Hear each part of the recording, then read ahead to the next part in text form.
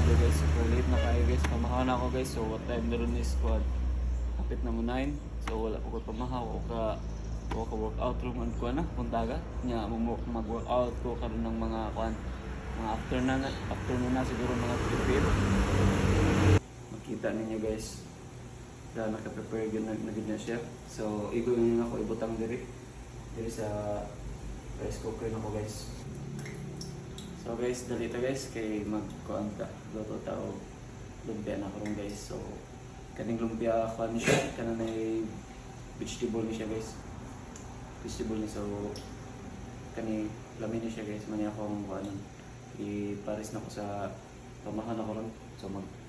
So tanamin niyo guys.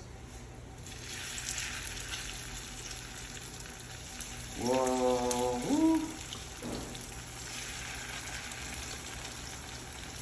Mga ni siya i-prepare ni Ivy. Nagbuhat o Ivy nagbuhat si Ivy o lumpia guys niya. I-stack niya sa ref.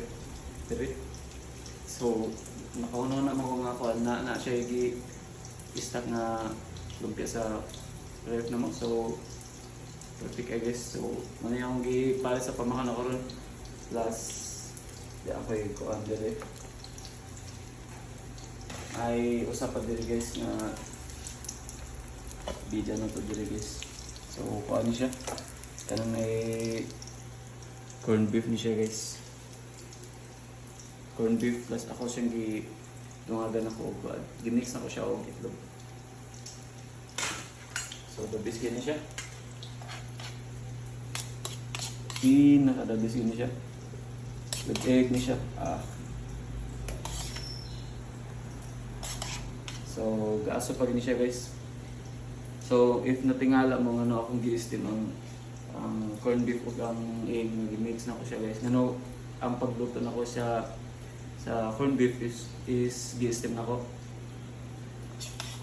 Tungod kay mas less mo siya o oil good.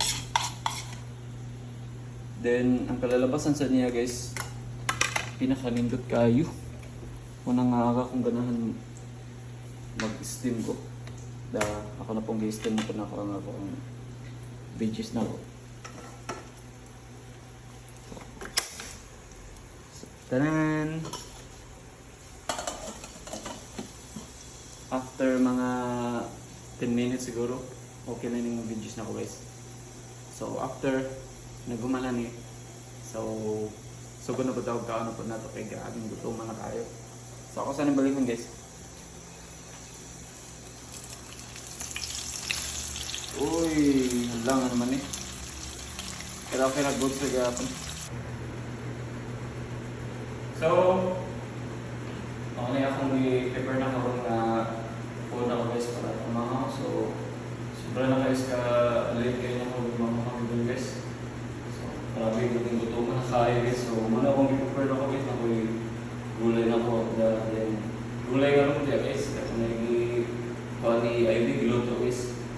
Then ako corned beef din nga i-steam na po. Siyempre.